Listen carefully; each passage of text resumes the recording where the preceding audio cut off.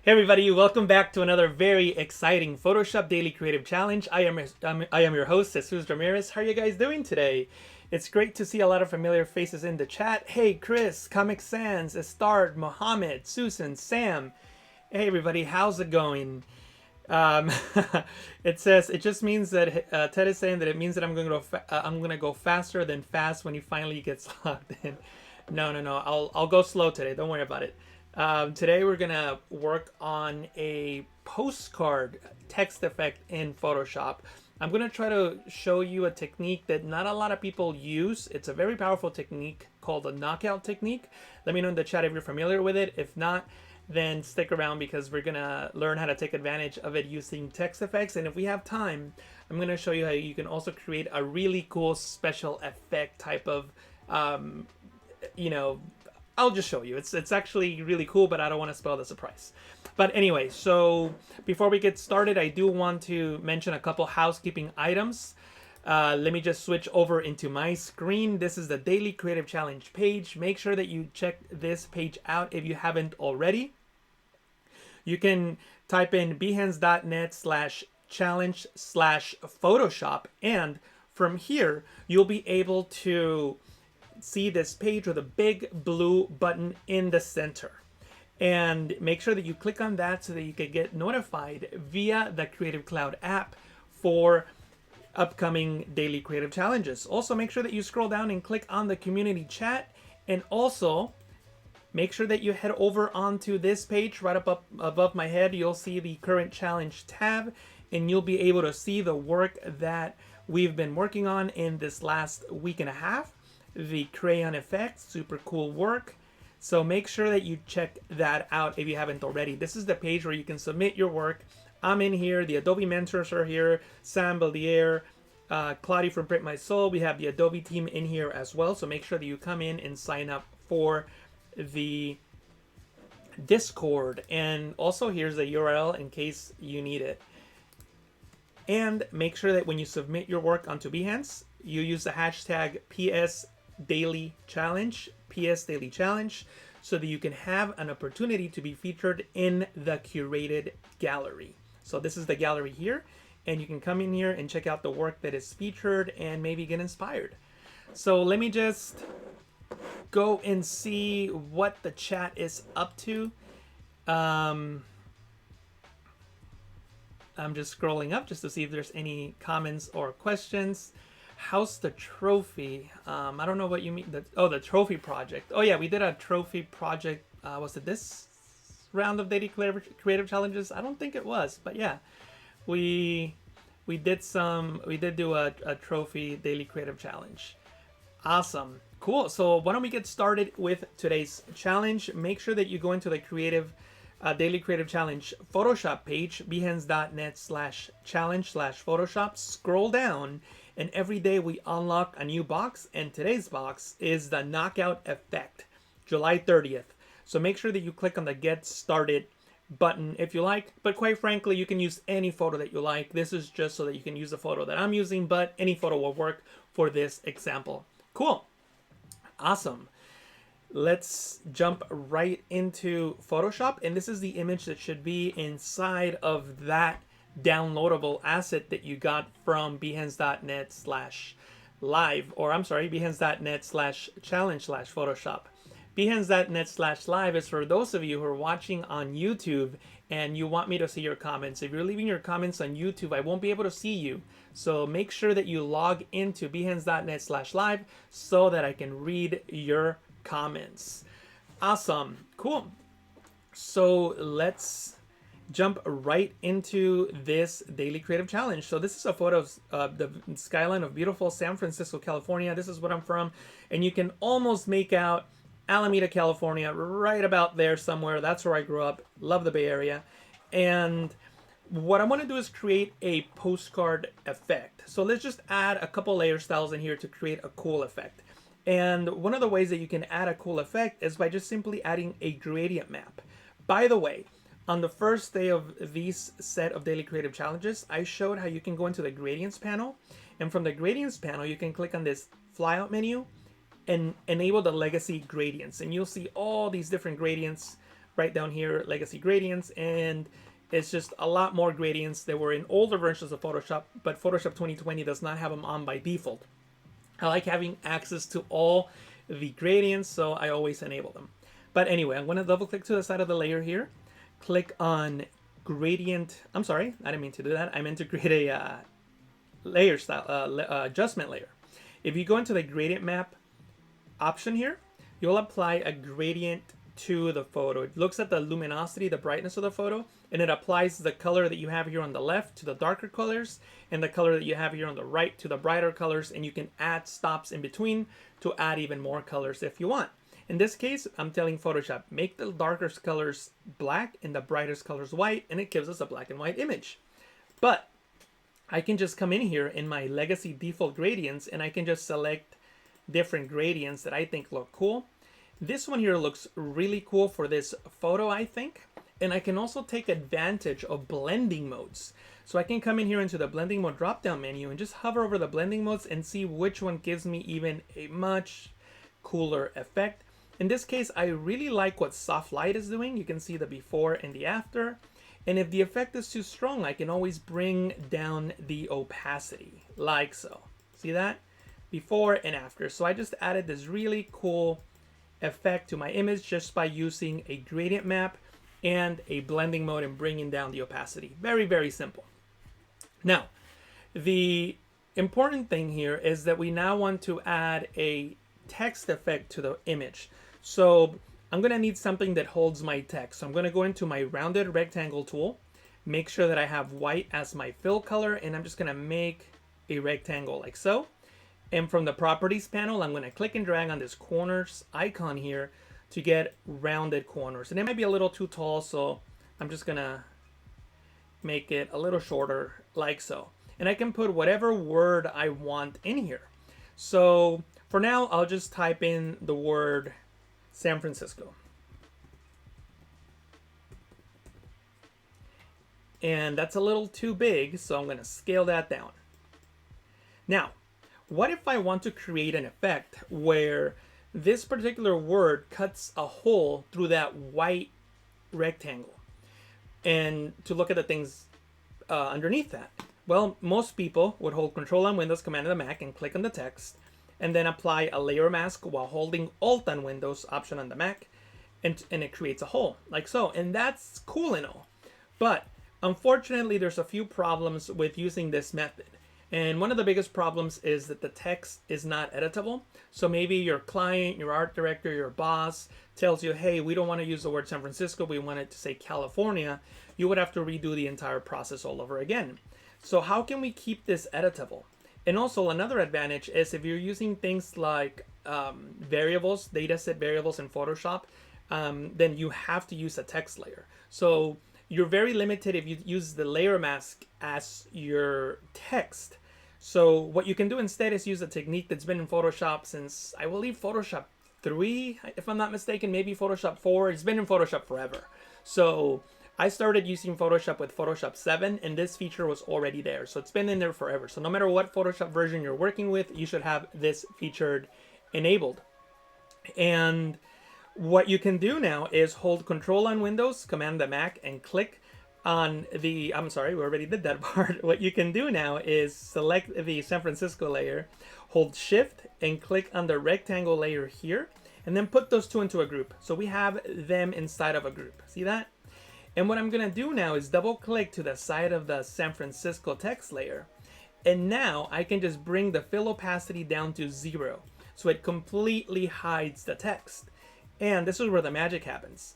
You can go into the knockout filter and not a filter, the knockout menu, and select shallow, and watch what happens. Photoshop will cut a hole through everything that's inside of that group, and it stops when it gets to the outside of the group. So any layers that I have inside of that group will not will just be transparent in the areas where the text is shown. And I can press OK, and at this point I can now come in here and type in a different word like California. Or if my boss, client, art director doesn't like the font, I can change it to something else. And just find the font that best works for my design. And that's the advantage of using this technique, that everything is completely editable. Also, one huge advantage that the layer mask wouldn't give us is that that's a text layer, a regular text layer. So we can treat it as such, not only by changing the font size and all that good stuff, but I can double click to the side of the layer again, bring up the layer style window, and now I can add a layer style to that layer, to this layer, like so. See that? And it's not affecting the rest of the rectangle, because I could have applied a layer style to the rectangle before, but now with this technique I can apply a layer style essentially to the hole, to the cutout. So you can completely take total control of this effect and just really do anything that you like. I can also do maybe like an inner bevel, and see that? Maybe do a yeah, chisel hard should work. Maybe increase the size a little bit, the depth. Do anything that you want to this text, and maybe I'll increase the opacity on the screen so that you can better see what's going on. But see that? See how I'm just adding all these different adjustment layers to that text? That's something that you wouldn't be able to do with the layer mask cutout that I showed you in the beginning. So this technique is much more powerful than simply cutting a hole on a layer mask. And also I can just select different colors that are found in the image, maybe like this yellow, and apply it to the highlight there for the word California, and keep adjusting it any way that I want. And again, all this is editable. I can come back in here and just type in Bay Area now. So anything that I want, completely editable. So the really powerful technique. And again, it's a feature that's been in Photoshop forever, and I haven't seen too many people take advantage of it. I always see people making cutouts from layer masks, which, you know, get the job done, but it limits you so much, as you can see, especially if you're automating in Photoshop, data sets and things like that. And not just for automation, but as you can see, it takes you to a whole nother level in terms of creativity, because now I can stylize the quote-unquote hole any way that I want with any type of layer style. So for today's challenge, I would like to see you guys create your own postcards using this technique. You can use whatever layers that you like. And remember, you have complete access to all your adjustment layers. So for example, I can come in here and maybe add a curves adjustment layer, make things darker, make things brighter, anything that I want, and anything that in that hole would just cut through. And remember, anything that I place inside of this group will cut a hole through to anything that's outside of the group. So if I do, I guess the solid fill layer will be the best example. See, if I do a solid color fill layer, it hides everything but except the hole that I cut out. So it's just a really cool way of creating mass, so to speak. Now, this is not the most important thing. I'm reading the comments that Keith is saying grouping images is what most people forget. Yeah, and in this technique, you have to use a group. Otherwise, the technique won't work.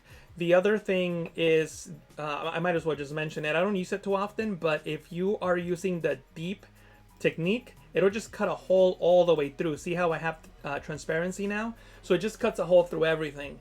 And the only way from stopping the cutout to cut a hole through everything is by making the layer at the bottom a background layer. And a lot of times you don't want to do that. So I rarely use deep. I always use the shallow technique. I'm going to show you one other thing. We have about, I don't know how many minutes, 7 minutes, 6 minutes, something like that. I'm going to show you another technique that you could use with this method, but it's completely different. It has nothing to do with text or anything like that. It's a cool special effect type of thing. So what I'm going to do now is go into my libraries panel, and I know I have a picture of a guy here. Let me just find the right photo that I have of a man here. This guy should work. So I'm just gonna double click on him, and actually, you know what? This is a giant photo. So what I'll do is I'll just create a new document, and I'll place him in this photo that is not as tall or as big. Sorry. So then I'll place this image in here like so. There he is. And what I'm going to do now is go into my libraries, and I know that in one of these libraries I have this skull, and I can just match the skull to his face. So let's do that. Let me just match it as best as I can. without spending too much time, of course. Something like this. And I'll also warp it. I think warping it might just help us just get a better result quickly. Something like that. And if it's not perfect, I can always go into filter, liquefy, and also liquefy it even more. Like so, something like that. We'll call that good. So there he is. And what I'm going to do now is bring the opacity back up. And with the quick selection tool, I'm just going to select the skull like so. There he is. Cool. So now I'm going to duplicate this letter, Control J, Command J, this layer, Control J, Command J on the Mac, put it right up here. And what I'll do is drag, put this into a group. So the skull, it's outside of the group, and I have a duplicate layer inside of the group. And on top of that, I'm just going to create a circle, just a circle like so, and fill it with whatever color. The color doesn't matter. I'll just fill it with black. That circle's a little big, maybe like that. And what I can do now is apply the knockout effect to that. So I can set this to shallow, bring down the fill opacity, and watch what happens. Super, super cool effect. See that? Really cool. And this could be animated in Photoshop. You can create an animated GIF out of this by using the timeline. We don't have enough time to show you that, but at least you can do that. And also remember, this is just a regular layer. So what I could do now is add a stroke. Maybe I'll make it, you know, like a dark gray, something like that. And instead of a color, I'll do a gradient. Maybe something like that. And I didn't mean to close that. And then I can do a drop shadow as well. Click and drag that drop shadow there. The highlight is here. Maybe something like that. And then add like a little cool bluish kind of tint to that to make it seem like maybe like some sort of like X-ray machine or something like that. And now you can click and drag and you create this super cool effect. So see that? The knockout technique could be used for a lot of things, not just text. You just have to be creative. It's a way of using a layer as a mask that just punches through everything. So it's really, really powerful. Cool. Let me see if there's any comments in the chat before we continue. Wait, is that Paul? That's not Paul. Cool. Let me see. The question is this better than masking? Well, I wouldn't say better than masking. The thing with Photoshop is every tool is good for something. So is it better than masking? Well, yeah, it's better for masking in this project, but it wouldn't be better for masking, say, if I was masking hair, for example. So is it better than masking? It depends on the job. But yeah, it's definitely fun to play with Mia. Cool. Let me see if there's any other comments. Yeah, that is very creepy. Yeah, it's like an X-ray effect. Cornell. Yeah, it's very it does seem like magic, doesn't it? Cool. Awesome. I'm glad you guys are enjoying this technique. Now, we're going to be done in just a couple minutes here, so let me just quickly mention where you guys can submit the work that you create with me. Make sure that you head over onto behance.net/challenge. Click on the big blue button. Click on the community chat so that you guys could join me on the current challenge tab right above my head. And you can submit your work onto Behance. I'm gonna love to see what you guys come up with. The challenge is using that postcard effect, but if you want to do something cool like the X-ray effect, that's totally cool as well. Feel free to experiment with one or maybe even both techniques in the same graphic. We'll see what you guys come up with.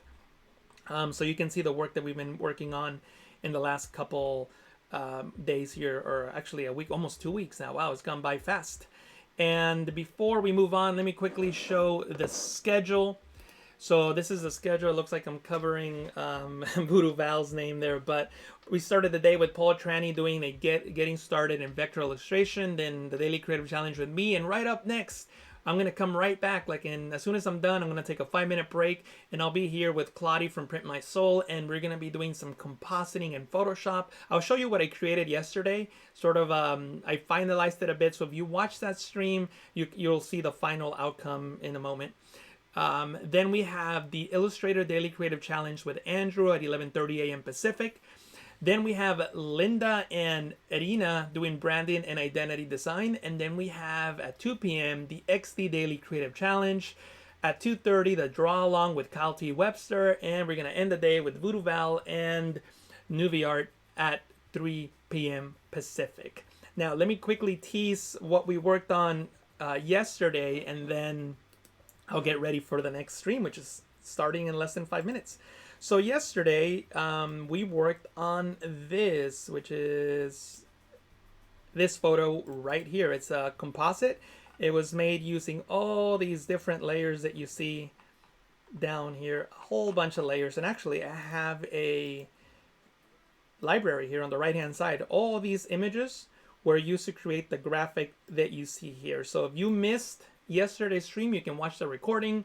And also make sure that you stick around because I'll be back in less than 5 minutes to do day number 2 of my Photoshop compositing Adobe live streams. We're going to work on a brand new composite, so make sure that you go ahead and get a quick drink of water or coffee, whatever you need, and come right back. All right, guys, thanks so much for watching. I'll talk to you guys again in just a few minutes. Thank you so much. Bye.